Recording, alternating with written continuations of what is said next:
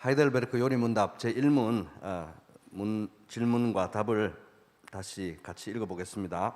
제1문 질문입니다. 같이 살았으나 죽었으나 당신의 유일한 위로는 무엇입니까? 답. 살았으나 죽었으나 나는 나의 것이 아니요 몸도 영혼도 나의 신실한 구주 예수 그리스도의 것입니다. 그리스도께서는 그의 보혈로 나의 모든 죄값을 완전히 치르고 나를 마귀의 모든 권세에서 해방하셨습니다. 또한 하늘에 계신 나의 아버지의 뜻이 아니면 머리털 하나도 땅에 떨어지지 않도록 나를 보호하시며 참으로 모든 것이 합력하여 나의 구원을 이루도록 하십니다. 그러함으로 그의 성령으로 그분은 나에게 영생을 확신시켜 주시고 이제부터는 마음을 다하여 즐거이 그리고 신속히 그를 위해 살도록 하십니다.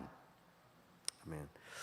이제 우리가 지금 사도신경을 계속 공부하고 있는 중입니다. 그래서 사도신경 우리 성경 앞쪽에 있는 사도신경 펴시고 사도신경 또 같이 읽어보도록 하겠습니다. 사도신경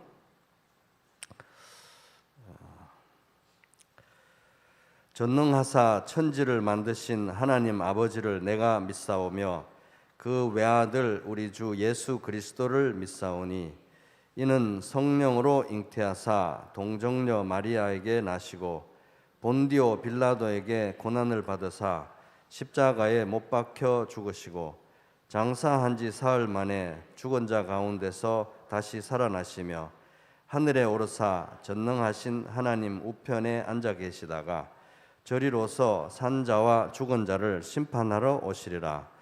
성령을 믿사오며 거룩한 공회와 성도가 서로 교통하는 것과 죄를 사하여 주시는 것과 몸이 다시 사는 것과 영원히 사는 것을 믿사옵나이다. 아멘. 그래서 이제 지난 가을 학기에는 우리 성령을 믿사오며 여기까지 했습니다. 그래서 오늘은 요 거룩한 공회와부터 시작해서 영원히 사는 것을 믿사옵나이다. 아멘. 여기까지 하도록 하겠습니다. 그래서 이제 이 동영상 올라온 거 보시는 분들을 위해서 광고 말씀을 중간에 드리겠습니다.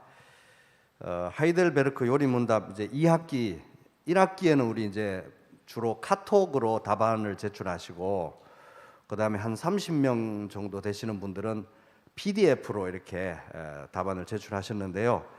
이제 이번 학기에는 이제 채점의 효율을 위해서 또 소통을 위해서 카톡으로만 이제 답안을 제출하는 걸로 일원화하도록 하겠습니다. 그래서 기존에 카톡으로 하시던 분들은 그대로 하시고 PDF로 하시던 분들은 이제 이런 식으로 하시면 됩니다. 그 보통 스마트폰이나 이제 보면은 메모 앱이 있죠. 메모 앱에 답을 번호 적고 답을 다 적으신 다음에 그거를 복사해서 카톡으로 복사해서 이렇게 해당 채점위원들에게 보내주시면 됩니다. 그래서 이걸 사진을 찍어서 보내셔도 되긴 되는데 그건 너무 채점하기가 어렵고요. 그래서 다 쳐서 그러니까 메모 앱에 쳐서 복사해서 옮기시면 편할 겁니다. 뭐 카톡에서 바로 치셔도 되는데 그러다 보면 중간에 막 보내져 버리고 하니까 그렇게 이제 카톡으로 일어나하도록 하겠습니다. 오늘 우리 채점위원들께서 문자 보내셨을 겁니다. 그죠? 그리고 이제 2학기 봄학기는 이제 13주 과정입니다. 지난 1학기에 12주 과정으로 마쳐야 되는데 한번 우리가 다 못해서 봄에는 13학기로 합니다. 그래서 1주 길어지니까 미리 마음에 각오 단단히 하시고 또 같이 하면 좋겠습니다. 그래서 이걸 또 13주라서 두 번으로 쪼개서 가을까지 하려고 생각도 해봤습니다만은 너무 늘어지고 또 이렇게 끝내고 일단 그다음에 다시 또 반복 학습할 기회를 갖는 게 더 좋을 것 같았어요. 그렇게 13주로 강행하도록 하겠습니다. 그래서 1학기 못 마친 분들 나는 1학기도 못 마쳤는데 2학기 나도 이제 아예 포기다 이러지 마시고요. 이거는 1학기 내용하고 전혀 관계없습니다. 2학기는 2학기대로 흘러가는 내용이고 각 조항이 다 이제 독립적인 내용이기 때문에 괜찮습니다. 그래서 1학기 못하신 분들도 새로 다시 시작하시고 하다가 멈추신 분들도 새로 시작하시고 특별히 목자님들은 반드시 2학기에 새로운 마음으로 우리 뭐 나도 안 했고 우리 목원들도 안 했고 나는 이제 그만한다 이렇게 생각하지 마시고 목자님들은 반드시 하셔가지고, 왜냐하면 이게 가정교회에서 나누셔야 되기 때문에 그래서 2학기 새로운 마음으로 다 꼭 새롭게 시작해 주시고요. 그다음에 나눔 문제도 제가 이제 최대한 쉽게 내도록 하겠습니다. 근데 이제 중요한 거는 이게 우리 한국식 교육의 우리 폐단을 여기서 이제 우리가 보면 안 되는 게 뭐 정답이 뭐냐, 누가 정답이냐 이런 것보다도 나누는 게 중요하기 때문에 너무 예민하게 그렇게 하지 마시고요. 가정교회에서 나누고 또 나누다가 질문도 생기면 또 서로 묻고 또 저에게도 물을 수 있고 그렇게 나누는 게 중요하다. 그래서 같이 고민하는 게 중요하다 하는 생각으로 넉넉하게 마음을 가지시고 우리 각 가정교회에서 다시 이번에 학기에 시작하시기 바랍니다. 그래서 1학기에 수업하고 나서 정말 우리 성찬 예배가 많이 변화됐다는 거 저는 몸으로 느꼈습니다. 교리적으로도 이제 여러 가지 정확성을 이제 기도에서 볼 수 있게 되었고 또 내용도 성찬 기도도 풍성해지는 걸 이제 보게 됐어요. 그래서 각 가정교회마다 목자님들 분반하셔서 또 독려하셔가지고 이거 같이 묵상하고 성찬 예배도 더 풍성하게 드리게 되고, 그래서 우리 삶도 변하고 또 영적 재생산도 영혼 구원도 이루어지기를 바랍니다. 네, 그러면 오늘 이제 54문입니다. 54문. 자, 질문 읽어보겠습니다. 시작. 거룩한 보편적 교회에 관하여 당신은 무엇을 믿습니까? 답. 나는 하나님의 아들이 세상의 처음부터 마지막 날까지 모든 인류 가운데서 영생을 위하여 선택하신 교회를 참된 믿음으로 하나가 되도록 그의 말씀과 성령으로 자신을 위하여 불러 모으고 보호하고 보존하심을 믿습니다. 나도 지금 이 교회에 살아있는 지체이며 영원히 그러할 것을 믿습니다. 그래서 이제 이 부분은 이 사도신경에 거룩한 공회와 이 부분이죠. 성령을 믿사오며 거룩한 공회와 거룩한 공회, 이거를 이제 세번역 사도신경은 거룩한 공교회 이렇게 번역하고 있고요. 오늘 여기 이제 요리문답에서는 거룩한 보편적 교회 이렇게 번역하고 있습니다. 그래서 이제 영어 표현은 The Holy Catholic Church 이렇게 됩니다. 그래서 Catholic, 가톨릭이라는 단어가 들어가요. The Holy Catholic Church. 그래서 이제 여기 보면 이래서 거룩한 공회, 이게 이제 거룩한 가톨릭 교회 이런 식으로 가톨릭 들어가니까 많은 사람들이 오해합니다. 그 봐라, 이거 사도신경은 로마 가톨릭 교회 거지 우리가 왜 하냐, 이제 이런 식으로 오해를 하는데 그건 잘못된 생각입니다. 여기 이제 가톨릭이라는 단어, 캐톨릭이라는 단어는 원래 이제 라틴어 단어인데요. 라틴어 단어인데 그냥 그대로입니다. 카톨리쿠스라고 하는 라틴어 단어인데 그 문자적인 뜻은 우주적이다, 정통이다, 우주적인 또는 정통의 이런 뜻입니다. 그러니까 The Holy Catholic Church 이거는 거룩한 우주적인 교회 이걸 가리키는 거예요. 거룩한 공교회, 거룩한 보편적 교회. 그래서 이거 뭐 가톨릭 교회다 이런 말 아닙니다. 그래서 일단 이 사도신경 자체가 2세기에 써졌어요. 2세기. 그러니까 1800년 전부터 써졌기 때문에 가톨릭 교회 뭐 그런 거 아니라는 거예요. 그리고 캐톨릭이라는 단어 자체가 보편적인, 우주적인, 정통의 이런 의미이기 때문에 여기서는 이제 우주적인 교회를 가리키는 표현이다 하는 겁니다. 그래서 고린도전서 1장 13절에는 그리스도께서 어찌 나뉘었느냐, 바울이 너희를 위하여 십자가에 못 박혔으며 바울의 이름으로 너희가 세례를 받았느냐, 뭐 이런 표현이 나오는데, 그러니까 예수님이 나뉘어지지 않는다 이런 거예요. 그러니까 예수님을 이렇게 쪼개서 나눌 수 있으면 교회도 쪼개서 나눌 수 있다 이런 뜻입니다. 그 예수님이 한 분이고 쪼개서 나눌 수 없기 때문에 교회도 하나라는 거예요, 하나. 칼빈은 기독교 강요에서 이제 이 내용을 이렇게 말합니다. 이렇듯 교회는 그리스도를 둘로 나누는 가당치 않은 일이 일어나지 않는 이상, 그리스도를 쪼개서 나눌 수 없는 이상 교회는 둘 혹은 셋일 수 없기 때문에 보편적 혹은 우주적이라고 말할 수밖에 없다. 교회는 보편적이고 우주적이라는 거예요. 우리 교회만 있는 게 아니라 우주적이고 보편적인 한 교회밖에 없다는 겁니다. 왜? 그리스도를 쪼개서 나눌 수 없기 때문에.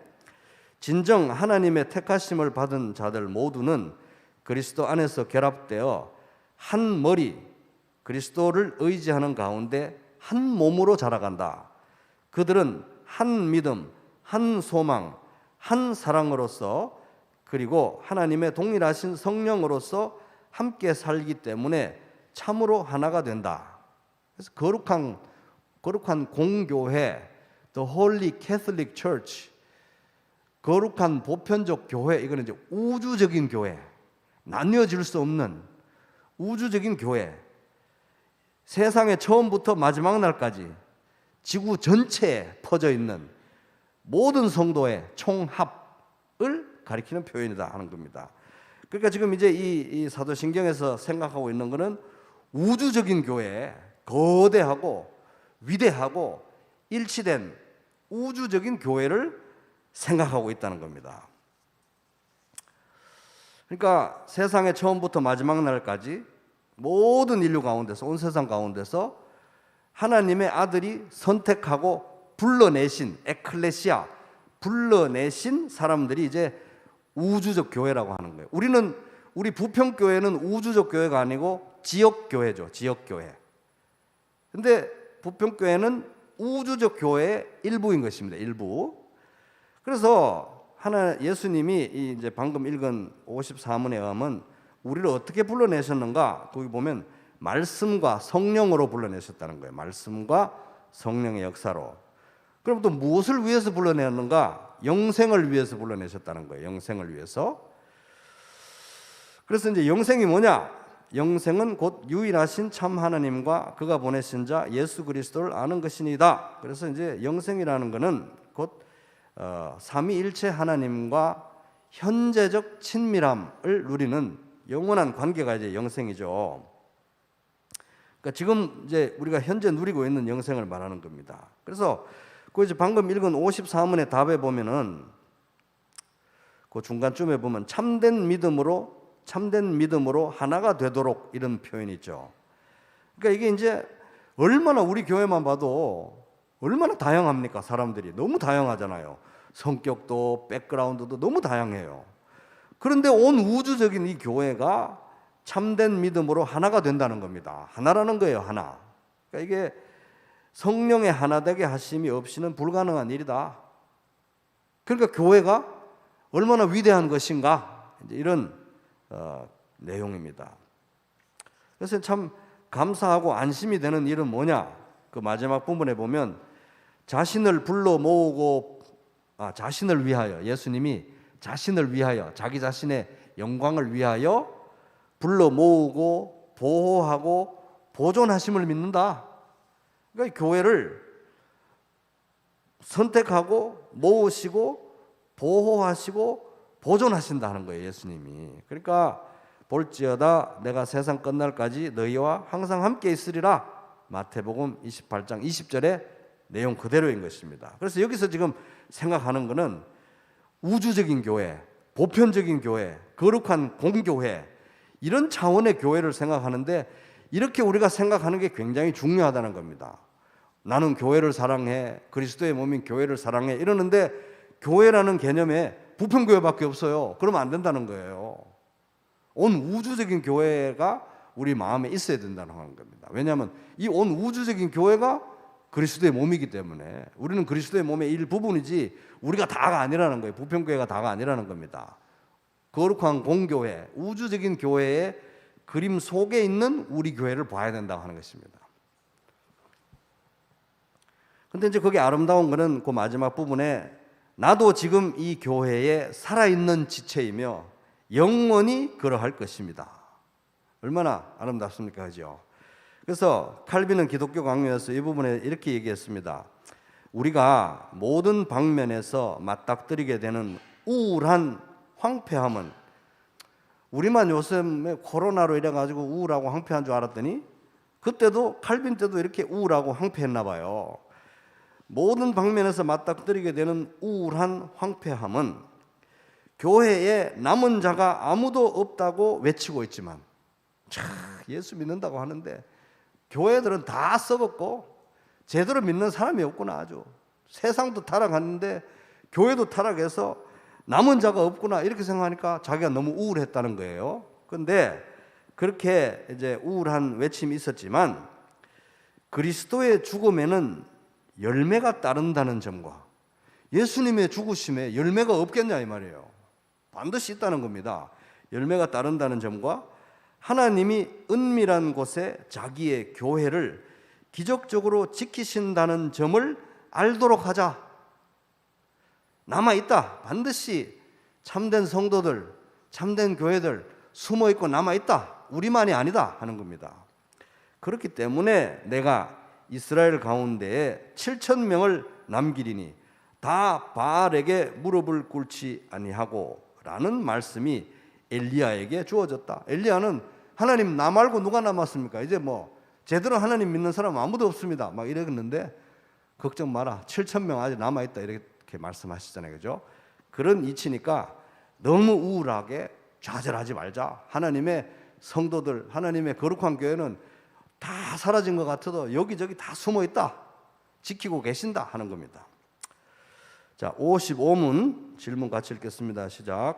성도의 교제를 당신은 어떻게 이해합니까? 답. 첫째, 신자는 모두 또한 각각 그리스도의 지체로서 주 그리스도와 교제하며 그의 모든 부요와 은사에 참여합니다.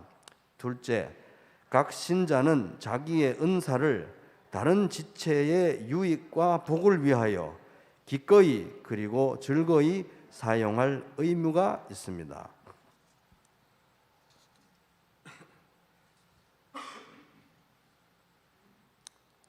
자, 이 부분은 이제 사도신경에는 성도가 서로 교통하는 것과 이 부분입니다. 성도가 서로 교통하는 것과, 그래서 여기 이제 요리문답에는 성도의 교제 이렇게 번역했죠. 그래서 모든 성도는 예외 없이, 아무 예외 없이 그리스도를 머리로 하는 교회의 한 지체로서, 우리가 다 교회의 지체잖아요, 그죠? 지체로서 그리스도와 교제하며 그리스도의 은혜에 참여하고 그리스도와 교제한다는 거예요. 우리 다 같이 예외 없이 그가 주시는 모든 부요함과 선물, 여기 은사라고 번역됐죠. 은사, 선물을 이제 누리고 그 선물의 은사와 부요함에 참여하는데, 나 혼자만 그렇게 하는 게 아니라 공통적으로 함께 같이 그리스도와 그 은혜에 참여한다. 이게 성도의 교통함, 교제의 핵심이라는 거예요. 우리 같이 그리스도에 참여한다 하는 겁니다. 함께 받아 함께 누린다 이런 거죠. 그래서 이 선물이 너무 귀하고 너무 풍성해서 혼자 이기적으로 잘 먹고 잘 사는 그건 아니라는 겁니다. 그럼 어떻게 해야 되느냐? 기꺼이 그리고 즐거운 마음으로 이 그리스도께서 주신 선물을 다른 지체, 형제 자매들의 유익과 복을 위해서, 그리고 아직 믿지 않은 다른 사람들의 구원을 위해서 사용함으로써 하나님께 쓰임 받는 이 복을 누려야 한다. 이런 내용입니다. 그러니까 이제 뭐 우리 모든 구원받은 성도들은 다 하나님께 은사를 받았고 반드시 지역 교회와 우주적인 교회에 기여할 수 있는, 다른 지체를 섬기고 세우고 이롭게 할 수 있는, 복을 끼칠 수 있는 은사를 반드시 받았다. 예외 없이 받았다 하는 겁니다. 그래서 이제 우리는 이제 이 받은 선물을 함께 참여하면서 서로를 위해서 사용한다. 하나님 앞에 쓰임 받는다. 이게 이제 성도의 교통함, 교제함이라는 겁니다. 그래서 이제 여기서 성도의 교제, 성도가 서로 교통하는 것과, 이것도 성도가 서로 교통하는 것은 우리 부평교회 식구들끼리만 서로 친하게 잘 지내는 이런 걸 얘기하는 게 아니고, 물론 그것도 중요하죠. 자기 지역교회 식구들하고도 잘 못 지내는데 뭐 다른데 이렇게 한다는 것도 참 위선적이니까 일단 지역교회의 교제를 이렇게 전제하지만, 거기에 그치는 게 아니라는 거예요. 우주적인 교회의 교제도 포함되는 개념이라는 겁니다. 그래서 하나님의 우주적인 교회에는 나 혼자만 있는 것도 아니고 부평교회만 있는 것도 아니고, 그죠? 그래서 하늘에 계신 우리 아버지, 이렇게 우리가 기도할 때 하늘에 계신 나의 아버지가 아니고 하늘에 계신 우리 아버지 이렇게 하니까 우리 부평교회 식구들을 생각해야 되는 거죠. 하늘에 계신 우리 아버지, 여기 앉아서 이렇게 같이 기도할 때 하늘에 계신 우리 아버지 이러면은 내 아버지만 아니라 여기 같이 계신 이분들을 함께 우리 아버지라는 거예요. 근데 범위가 넓어져야 된다는 겁니다. 온 우주적인 교회의 하나님 아버지라는 거예요. 그래서 이제 더 크게 보면 이 땅에 있는 모든 성도, 모든 교회들의 하나님 아버지, 한 하나님 아버지라 하는 겁니다. 그래서 공통된 우리 아버지라는 사실을 이제 기억해야 되는 거예요. 그런 면에서 우리가 생각해 보면 이 어떤 한 개인이, 성도가 나만 잘났고 나만 거룩하고 나만 훌륭한 성도고 다른 사람은 다 썩었고 이렇게 생각하면 이거 교만이죠. 교회적으로도 마찬가지인 것입니다. 우리 교회만 옳고 우리 교회만 건강하고 다른 교회는 다 썩었고, 이것도 건강하지 않은 비성경적인 사고방식이라는 거예요. 그래서 성도의 교통함이라는 걸 생각할 때 우리는 이 겸손, 개인적인 겸손도 생각해야지만 교회적인 겸손도 생각해야 된다. 개인적으로도 겸손해야 되지만 교회적으로도 겸손해야 된다는 것입니다. 그래서 이제 타인에 대해서, 다른 교회에 대해서 정죄하고 비판하고 판단하는 마음이 아니라 그 시간에 우리는 뭘 합니까? 위에서 기도하고 부르짖고 축복하고 섬기는 마음을 우리가 가져야 되겠다.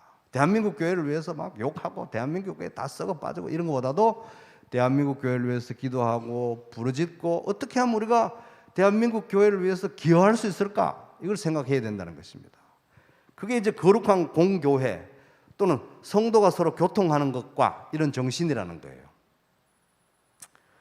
그래서 이제 여기서 그려주고 있는 교회는 굉장히 위대하고 굉장히 거대하고 우주적인 이런 교회, 그리스도의 몸에 걸맞는 그런 교회를 상정하고 그려주고 있는 거예요.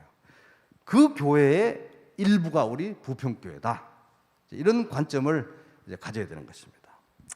자, 56문 같이 읽어보겠습니다. 질문 시작. 죄 사함에 관하여 당신은 무엇을 믿습니까? 답.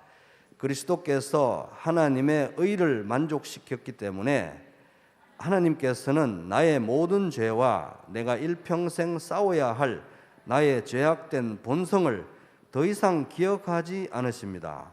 오히려 하나님께서는 은혜로 그리스도의 의를 나에게 선물로 주셔서 결코 정죄함에 이르지 않게 하십니다.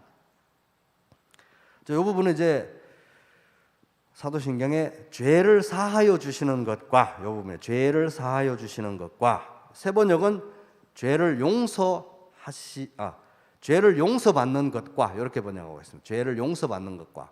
근데 얼핏 요걸 보면은 죄를 사하여 주시는 것과 죄를 용서받는 것과 이렇게 보면은 뭐 죄를 계속 반복해서 용서받아야 될 것 같은, 뭔가 한 번에 딱 끝나는 게 아니라 계속 뭐가 반복적으로 사함 받아야 될 것 같은 식의 어떤 표현 같은데 그게 아닙니다. 여기 이제 이게 사도신경은 라틴어잖아요. 라틴어 원문과 대부분의 영어 번역은 죄 사함이에요. 죄 사함.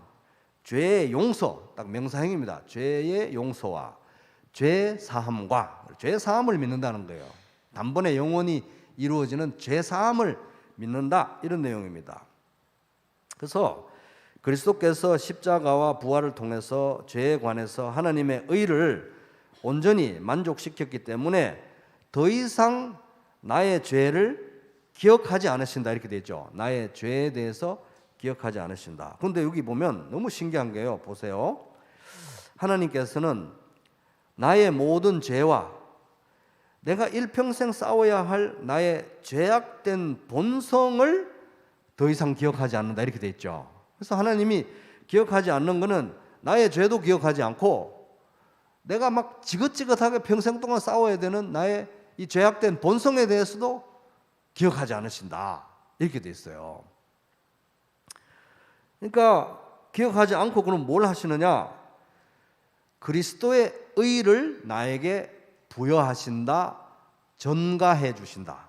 그러니까 예수님이 의로우신 것처럼 나도 의롭게 여겨주신다. 그리스도 안에 있는 나를 보시기 때문에 그리스도가 의로우신 것처럼 나도 의롭게 생각하신다. 그래서 결코 나는 정죄함에 이르지 않는다. 이제 이런 내용인데, 근데 여기 참 신기한 거는 기억하지 않는다 이 말이 너무 신기하잖아요, 그죠? 기억하지 않는다 나의 죄를, 그리고 내가 지긋지긋하게 싸우고 있는 나의 이 죄성을 기억하지 않는다. 이 말은 그러면 하나님이 기억 상실증에 걸린다는 말이냐? 그건 아니라는 거예요. 하나님은 전지전능한 분이기 때문에 잊어버리는 것도 없고 모르시는 것도 없고 우리 마음속에 있는 모든 걸 다 아세요. 전지전능한 분이 시간과 공간을 초월해서 전지전능한 분이기 때문에 기억 상실을 얘기하는 게 아닙니다. 그래서 이건 사실 이제 히브리서에도 나오는 표현인데, 또 그들의 죄와 그들의 불법을 내가 다시 기억하지 아니하리라 하셨으니, 히브리서 10장 17절. 그래서 여기 기억하지 않는다, 이거는 기억 상실증이 아니라 문제 삼지 않는다 이런 뜻입니다. 문제 삼지 않는다. 그래서 여기서 기억하지 않는다는 것은 의인법적 표현이에요. 그러니까 하나님을 사람의 관점에서 표현하는 거, 사람이 이해하기 쉽도록 인간의 어떤 그 관점에서 표현해내는, 그래서 의인법적 그런 표현이다. 그래서 하나님의 속성을 인간의 관점에서 표현하는 것이죠. 그래서 요거를 이제 이해하기 쉬운 표현이 로마서 3장 25절에 이런 말씀이 있습니다. 이 예수를 하나님이 그의 피로써 믿음으로 말미암는 화목 제물로 세우셨으니 이는 하나님께서 길이 참으시는 중에 전에 지은 죄를 간과하심으로 자기 의로움을 나타내려 하심이니. 간과하다. 파레시스. 의도적으로 문제 삼지 않는다 이 뜻이에요. 간과. 그래서 잊어버린다는 것은 하나님이 기억 상실에 걸린다는 게 아니라 다 알고 다 기억하고 하나도 잊어버리지 않으셔요. 하나님은 전지전능하기 때문에 차라리 잊어버리면 더 낫죠. 그런데 다 아는데 문제 삼지 않는 거예요. 이게 얼마나 어렵습니까? 속을 뻔히 다 들여다보는데 나에게 얼마나 원수짓을 하고 있는지 다 아는데 문제 삼지 않는다? 이건 하나님의 사랑이 얼마나 큰지 보여주는 또 반증이기도 합니다. 그래서 문제 삼지 않고 의도적으로 문제 삼지 않고 넘어가시겠다. 다 알고 다 들여다보시면서 그런 의미죠. 그래서 우르시누스는 이제 이 해설서에서 이런 얘기합니다. 하나님께서 우리 죄를 벌하지 않으신다고 해서 우리가 그를 불쾌하시게 하는 것이 아니라고 생각해서는 안 된다. 그러니까 하나님이 우리 죄를 기억지도 않으시고 벌하지도 않으시니까 이제 죄를 막 지어도 하나님은 기분도 안 나쁘신가 봐. 이게 아니라는 거예요. 그게 아니라는 겁니다. 그가 택한 자들의 죄에 대해서 그 아들에게 벌을 내리셨으므로 그들의 죄에 대해서 그들을 벌하지는 않으시지만, 예수님의 대속하심 때문에 우리를 벌하지는 않으시지만 아무리 거룩한 사람이 범하는 죄라도 하나님께는 지극히 거스르는 것이기 때문이다. 다른 말로 하면 하나님은 죄를 싫어하신다는 거예요. 하나님은 우리 용서하셨고 죄를 기억하지 않으시니까 죄를 막 지어도 신경도 안 쓰는 게 아닙니다. 하나님은 죄를 원래 싫어하세요. 원래 그렇게 죄를 싫어하고 그렇게 죄인을 싫어하시는데도 그렇게 우리를 사랑하신 거예요. 그러니까 죄가 넘친 곳에 사랑이 넘친 거죠. 더 넘친 거죠. 그죠? 그래서 주님께서는 죄악을 좋아하시는 하나님이 아니십니다. 악인은 주님과 어울릴 수 없습니다. 시편 5편 4절. 그러니까 하나님은 죄를 싫어하시고, 그러니까 우리는 성도라고 해도 구원받은 성도라고 해도 이제 뭐 나 용서받았으니까 죄를 짓고 있는 중에도 나는 하나님과 교제를 잘 누릴 수 있어. 이건 아니라는 거예요. 죄를 지으면서 하나님하고 교제를 누릴 수 있는 방법 없습니다. 그죠? 우리가 죄를 지으면 누가 제일 근심하시느냐? 성령님이 근심하세요. 하나님의 성령을 근심하게 하지 말라. 에베소서 4장 30절. 그래서 우리는 평생 이 땅에 사는 동안에는 죄와 싸우면서 살아야 되는 거예요. 죄와 싸우면서 살아야 되는 겁니다. 그래서 죄와의 싸움을 멈추면 안 되는 거예요. 우리가 죄와의 싸움을 멈추면 안 된다. 성령으로서만 이길 수 있는 이 죄와의 싸움을 멈추지 않고 계속 싸워야 되는 거예요. 그렇게 막 치열하게 싸우다 보면은 죽는 날이 무슨 날이 되는 겁니까? 이제 죄와의 싸움을 그치는 날이 되는 거죠. 그래서 죄와의 싸움을 계속 싸워야 되겠다. 평생 죄와 싸우며 주님의 거룩하심을 본받는 삶을 살아야 한다. 그렇지만 그런 죄와의 싸움 가운데서 죄와 싸우다 보면 우리는 사실 매일 넘어집니다. 우리가 매일 넘어질 수밖에 없죠. 그리스도가 앞에서 성령님의 역사가 없으면 우리 죄와 싸워서 이길 수 없기 때문에 또 죄와 싸우다 보면 맨날 넘어져요. 그래서 우리는 죄와 치열하게 싸우면서도 반드시 기억해야 될 것은 이렇게 내가 내 자신이 마음에 안 들고 구원받았다고 하면서도 계속 죄를 짓고 지긋지긋한 죄성을 가지고 사는데도 이걸 다 알고 뻔히 들여다보시면서도 하나님이 문제 삼지 않으시구나. 이거를 기억해야 되는 거예요. 문제 삼지 않으니까 난 막 살래 이게 아니라 문제 삼지 않는다는 기억하고 또 죄와 싸워야 되는 거 우리가. 그죠? 그래서 이런 나를 내가 봐도 참 한심한데 나를 저주하거나 심판하시거나 혐오하지 않으시는구나. 그리스도 안에 있는 나를 보시는구나. 그리스도가 의로운 것처럼 나를 의롭게 여기시는구나. 이걸 기억하자 이 말인 것입니다. 그게 이제 죄를 사하여 주시는 것과 죄 사함을 늘 새롭게 믿어야 된다 이런 말입니다. 자, 57문 질문 같이 읽겠습니다. 시작. 육신의 부활은 당신에게 어떠한 위로를 줍니까? 답. 이 생명이 끝나는 즉시 나의 영혼은 머리 대신 그리스도에게 올려질 것입니다. 또한 나의 이 육신도 그리스도의 능력으로 일으킴을 받아 나의 영혼과 다시 결합되어 그리스도의 영광스러운 몸과 같이 될 것입니다. 그래서 이 부분은 이제 사도신경에 몸이 다시 사는 것과 이거죠. 그래서 육신의 부활을 가리킵니다. 그러니까 이제 내 인생이 끝나면은 나의 영혼은 내가 죽으면 제 영혼은 바로 그리스도 앞으로 올려지는 거잖아요. 그리스도의 품으로 가는 겁니다. 하나님 품으로. 근데 이제 육신은 장사되고 뭐 화장되고 뭐 그런 거잖아요. 육신은 이 땅에 남는 거잖아요. 근데 그게 끝이 아니고 장차 부활의 때에 예수님 다시 오시는 날 부활의 때에 내 영혼과 내 육신이 부활해서 다시 결합된다 하는 겁니다.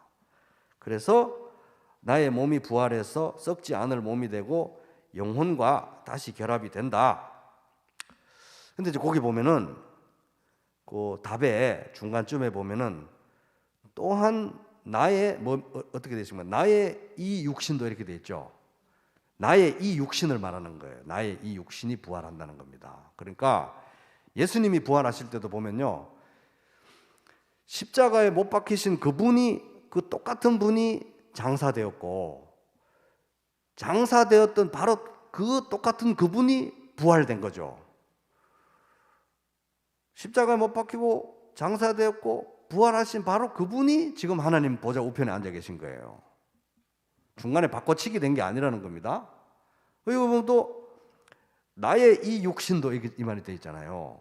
부활하는 거는 뭐냐면 뭔 새로운 어떤 전혀 없던 것이 있는 게 아니라 내 몸이 부활하는 거예요. 내 이 육신이 부활해서 나의 이 영혼과 결합되어서 그 보면 그 마지막 부분에 보면 나의 영혼과 다시 결합되어 그리스도의 영광스러운 몸과 같이 될 것입니다. 예수님의 모습, 그러니까 예수님이 부활하신 그 모습처럼 우리도 그렇게 부활을 해서 부활하신 예수님과 영원히 살게 될 것입니다. 이런 취지입니다.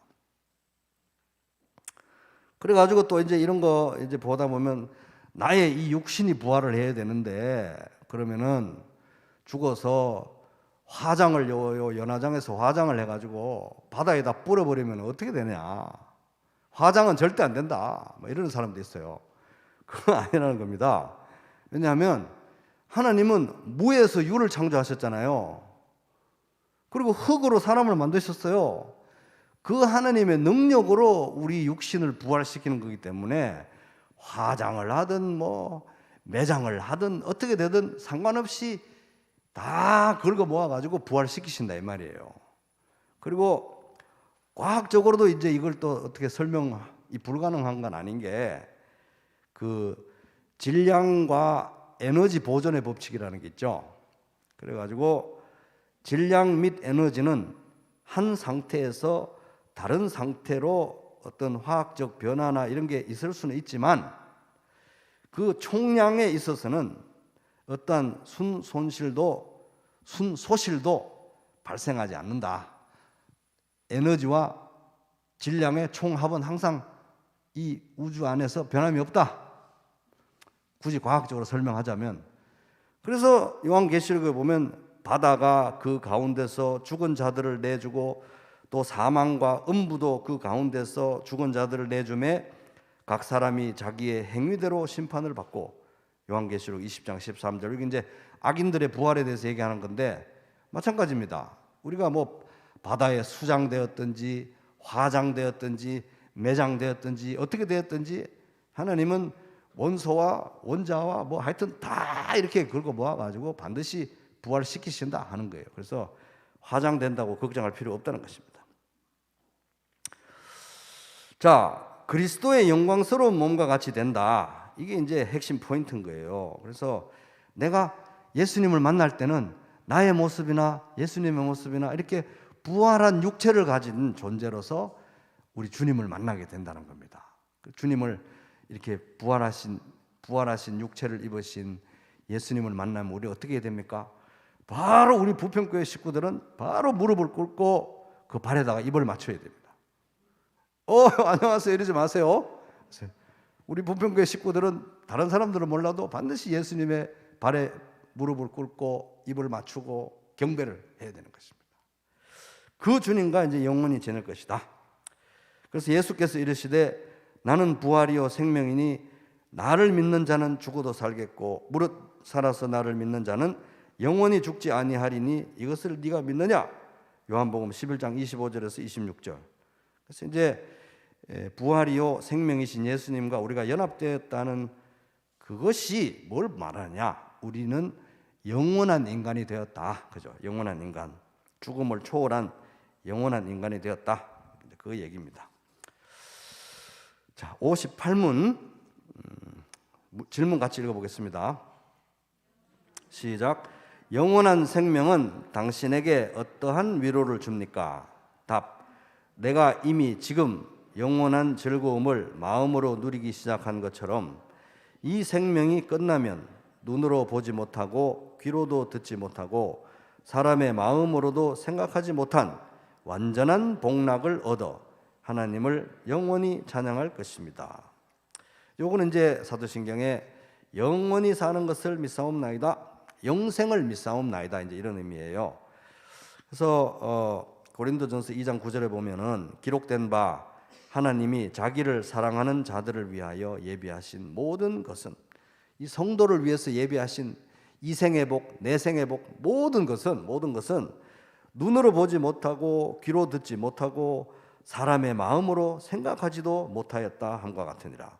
상상을 초월하는 복을 믿는 순간부터 영원히 주셨다 하는 겁니다. 그래서 이제 이 세상은 눈으로 보지도 못하고 귀로도 듣지도 못하고 마음으로 생각도 상상도 못한 이 놀라운 영생을 우리는 지금 이 땅에서부터 믿는 순간부터 누리는데, 왜 그러냐? 영생은 곧 유일하신 참 하나님과 그가 보내신 자 예수 그리스도를 아는 것이니이다. 요한복음 17장 3절. 예수님 성삼위일체 하나님과의 현재적 관계, 현재적 사랑의 관계, 현재적 친밀함이 영생의 본질이기 때문에 믿는 순간부터 우리는 영생을 누리고 또 죽음을 통과한다 할지라도 영원히 우리는 영생을 잃어버리지 않는다. 왜? 영생 자체이시고 부활 자체이신 그리스도와 우리가 연합되어 있기 때문에 그렇습니다.